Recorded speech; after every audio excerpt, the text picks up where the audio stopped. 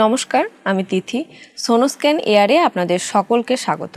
আজকের আলোচনার বিষয় অত্যন্ত গুরুত্বপূর্ণ, একনে বা ব্রণ। এই বিষয়টি বা এই সমস্যাটিতে ভুক্তভোগী নয় এরকম মানুষ প্রায় নেই বললেই চলে। এই বিষয়টি নিয়ে আমরা বিস্তারিত আলোচনা করব। আজকে আমাদের স্টুডিওতে উপস্থিত আছেন বিশিষ্ট চর্মরোগ বিশেষজ্ঞ ডক্টর রাজেন্দ্র নারায়ণ চৌধুরী। আমাদের স্টুডিওয়ে আপনাকে স্বাগত স্যার। নমস্কার, আমিও সোনোস্ক্যান এয়ারকে ধন্যবাদ জানাই আজকে আমাকে এখানে আমন্ত্রণ জানাবার জন্য। স্যার, সবার প্রথমেই জানতে চাইবো এই একনে বা ব্রণ আসলে কি এবং কেন হয়, এটি কি কারণে এটি দেখা যায়? আচ্ছা, এই একনে বা ব্রণ, এটা জেনারেল টার্মে যেটা বলা হয় এটাকে বলে একনে ভালগারিস। এই ভালগারিস শব্দটা কথাটা এসছে একটা ল্যাটিন কথা থেকে, যেটা হচ্ছে ভ্যালগা, তো হুইচ মিনস কমন বা ক্রাউড। তো সেরকমই এখানে যেমন এই পার্ট একনি তো বিভিন্ন ধরনের হয়, তার মধ্যে যেটা মোস্ট কমন যেটা হয়ে থাকে অ্যাডোলেসেন্স বা টিনেজ ছেলে মেয়েদের, সেটা নিয়ে আজকে আমরা আলোচনা করব।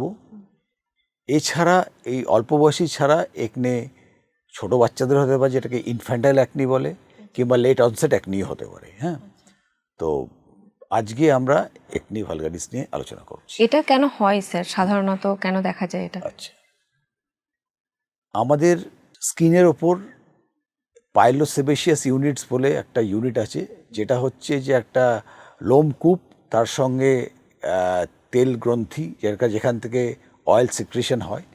এবং সাধারণত এই টিনেজ বয়সে হরমোনাল এফেক্টের ফলে যেমন ভয়েস চেঞ্জেস হয়, একটা এজের পর ছেলে এবং মেয়েরা জেনেটিক্যালি এবং হরমোনালি ডিফারেন্ট হয়ে যায়, সেরকমই এই অ্যান্ড্রোজেন বলে একটি মেল হরমোন যেটা আছে, সেটার ফলে কি হয়, অয়েল গ্ল্যান্ডসগুলো অ্যাক্টিভেটেড হয় এবং সেখান থেকে তেল বেরোতে শুরু করে বেশি বেশি করে, এবং সেখান থেকে কি হয়, এই এক্সেসিভ অয়েল সিক্রেশনের ফলে স্কিনটা অয়েলি হতে শুরু করে, এবং সেখান থেকেই এই যাদের বেশি তেল তৈরি হয়, সেখান থেকেই এই ব্রণ বা একনে সৃষ্টি হয়। আচ্ছা, মানে মোটামুটি এটা বোঝা যাচ্ছে যে অয়েলি স্কিনের জন্যই একনের সম্ভাবনা একটু বেশি দেখা যায়, এবং এটা টিনেজারদের সাথে সাথে প্রাপ্তবয়স্ক এরকম মানুষদেরও দেখা যায়। কিন্তু এর সব থেকে বড় যেটা সমস্যা, যখনই আমরা দেখি যে আমাদের মুখের মধ্যে একনে, ব্রণ বা যে কোনো দাগই থাকে, তো সেটা একটু আমাদের চিন্তার বিষয় হয়ে যায়। তো এই ক্ষেত্রে কতটা জটিলতা দেখা যায়? সাধারণত আমরা দেখেছি যে মানে ছেলেমেয়েরা মানে যে টিনেজ এজ গ্রুপের অ্যাডোলেসেন্স ছেলেমেয়েরা, এদের মানসিক সাইকোলজিক্যাল ফ্যাক্টরটা বেশি প্লে করে এই সব ক্ষেত্রে।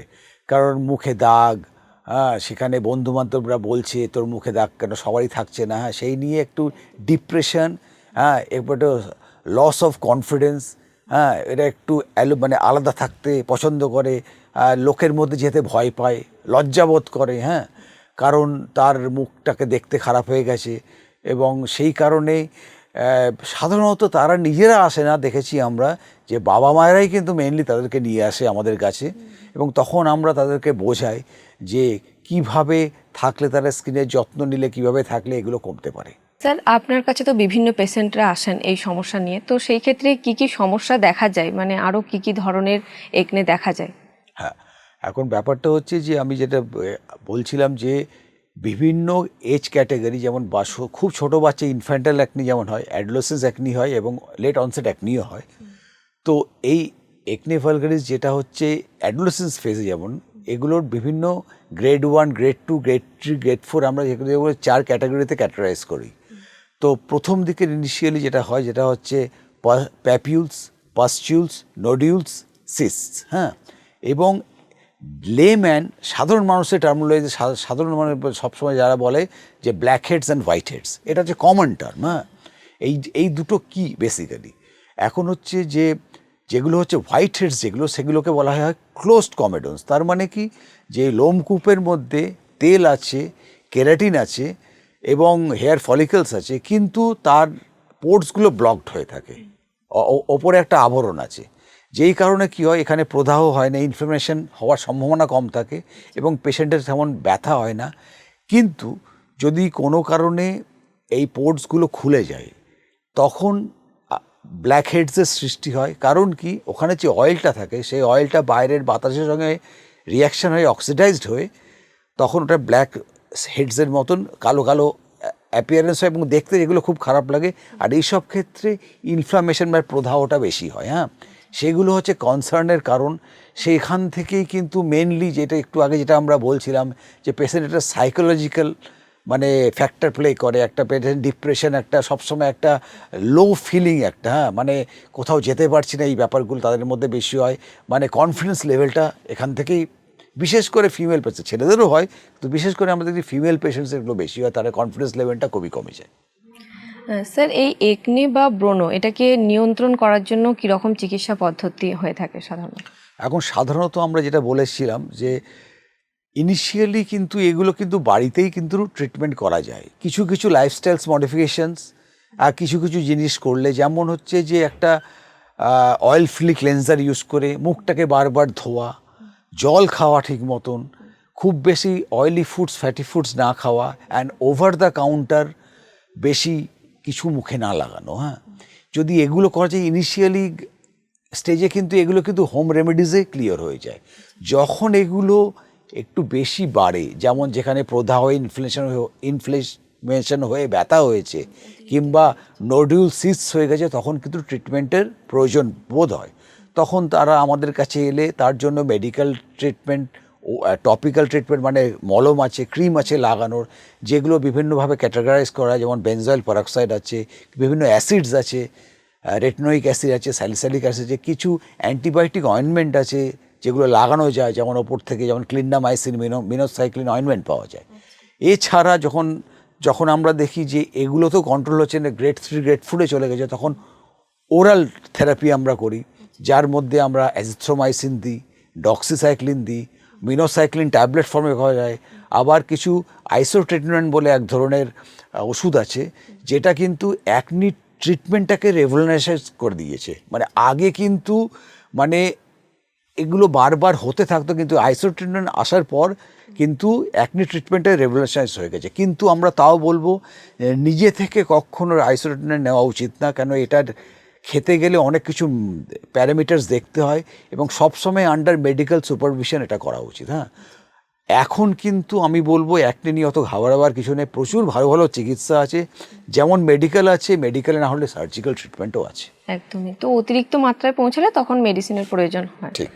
স্যার, পিসিওডি বা পিসিওএস এর ক্ষেত্রেও আমরা দেখেছি এই দুটোর প্রভাবেও অনেক সময় ব্রণ দেখা যায়। তো সেটা এর সাথে সম্পর্কটা কী হবে এই দুটোর মধ্যে? আমি যে বলছিলাম যে যেহেতু মানে একটা এজের পর গিয়ে এই যে মেল হরমোনস অ্যান্ড্রোজেন, এই অ্যান্ড্রোজেনের প্রভাবেই কিন্তু এক্সেস সিবাম বা অয়েল সেক্রেশন হয়। এই পিসিওডি বা পিসিওএস এ পলিসিস্টিক ওভারিয়ান ডিজিজ বা সিনড্রোমের ক্ষেত্রেও কিন্তু দেখা যায় যে ফিমেল হরমোনস আর এর ব্যালেন্সটা ডিসরাপ্টেড হয়ে যায়। Female hormones mainly estrogen and progesterone, যেটা ডিসরাপ্টেড হয়ে যায়, তখন কি হয় যে মহিলাদের মধ্যেও কিন্তু মানে মেল হরমোনস যে অ্যান্ড্রোজেন, সেটা অ্যাড্রিনাল গ্ল্যান্ড থেকে খুব অল্প বিস্তর কিন্তু বেরোয়, কিন্তু ফিমেল হরমোনসের এফেক্টের জন্য এটা সাপ্রেসড হয়ে থাকে।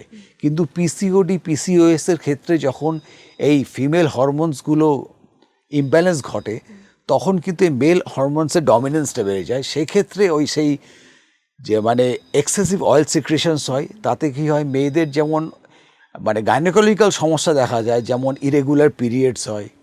হ্যাঁ, সেরকমই তাদের স্কিন প্রবলেম যেগুলো হয় সেগুলো হচ্ছে এক্সেসিভ অয়েলিনেস, ব্রণ হয়। তারপরে আরেকটা হয় কি যে অপ্রয়োজনীয় জায়গায় এক্সেসিভ হেয়ার হয়, যেটাকে হার্সুটিজম বলে, মুখে বুকে যে বিভিন্ন জায়গায় লোম হয়, কিন্তু যেখানে চুল থাকার কথা হয় মাথা, সেখান থেকে কিন্তু এই হেয়ার থিনিং হয়, অ্যালোপেশিয়া হয়।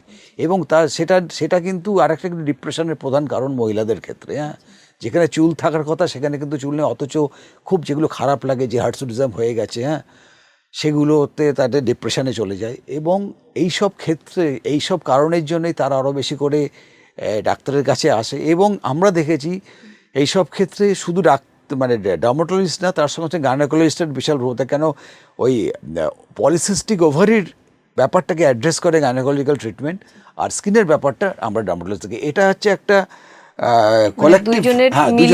মিলিত ব্যাপারে এই ব্যাপারটাই করা হয়, পদ্ধতিটাও দুজনের মিলিত প্রসেসেই করা হয়। সেক্ষেত্রে ওই গাইনোকোলজিস্টরা কন্ট্রাসেপটিভ পিলস দিয়ে থাকেন, আচ্ছা। যেটা এই হরমোন ব্যালেন্সটাকে ঠিক করে, এবং তার সাথে সাথে আমরা স্কিনের যা ট্রিটমেন্ট করার সেগুলো আমরা করে থাকি। আচ্ছা স্যার, এই ব্রণর ফলে আমরা দেখেছি অনেক সময় মুখে এমন দাগ হয়ে যায় যেগুলো কোনো ঘরোয়া ট্রিটমেন্টে তো সম্ভবই নয়, তো সেই ক্ষেত্রে আপনাদের কাছে যখন পেশেন্টরা আসেন তাদেরকে কি পরামর্শ দিয়ে থাকেন? এই পোস্ট ইনফ্ল্যামেটরি হাইপার পিগমেন্টেশন কিংবা স্কার্স যেগুলো হয়, সেগুলোর ক্ষেত্রে আমরা কিছু সার্জিক্যাল প্রসিজিওর, যেগুলো আউটডোর ওপিডি বেসিসেও করা হয় কিংবা সেগুলো ওটিতে নিয়ে গিয়েও করা হয়।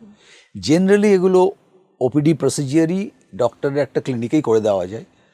তার মধ্যে পড়ে হচ্ছে কেমিক্যাল পিলিং, তারপর হচ্ছে নিডলিং, হ্যাঁ, কিংবা ডার্মাল রোলার, কিংবা কি হয় ওই যেগুলো আইসপিক স্কার কিংবা বক্স স্কার যেগুলো হয়, সেগুলোকে পাঞ্চ গ্রাফটিং, প্লাঞ্চ ফ্লোটেশন এসব করে কিন্তু এগুলোর খুব ভালো রেজাল্টস পাওয়া যায়। কিন্তু পেশেন্ট যদি সময় মতো আসে, হ্যাঁ, এবং যদি সঠিকভাবে চিকিৎসা করে, ডাক্তারের পরামর্শ ফলো করে, তাহলে কিন্তু রেজাল্টস কিন্তু খুব ভালো এগুলোর ক্ষেত্রে। আচ্ছা স্যার, অনেক সময় আমরা দেখি যে এই ব্রণর ক্ষেত্রে ঘরোয়া উপায়ে অনেকে অনেক জিনিস ব্যবহার করে, তো সেই ক্ষেত্রে অনেকে বলে যে টুথপেস্ট ইউজ করতে, বা হয়তো অয়েল খেলেই হয়তো বেশি ব্রণ হয়, তো এই কথা দুটো কতটা সত্যি? এটা খুব ভালো প্রশ্ন করেছেন আপনি। এই ফোরাম থেকে জানানো উচিত আমার, ভালো এই মানে যে কখনোই এরকম ঘরোয়া রেমেডি করবেন না, বিশেষ করে টুথপেস্ট। এটা তো ভালো তো করবেই না, বরঞ্চ একটা ইরিটেশন হবে, এবং সেখান থেকে যেই সব দাগ ছিল সেগুলো আরও বেড়ে যেতে পারে। অতএব এগুলো না করাই ভালো। আর একটা কি বলছিলেন আপনি? এটা অয়েল স্যার, অয়েলের জন্য বলে থাকে অনেকে যে এইটা- অয়েলটাই শুধু main. Healthy diet is always good, কিন্তু অয়েল খেলেই যে শুধু হবে, বাড়াতে পারে, কিন্তু অয়েল খেলেই যে একনি হবে এমনটা নয়।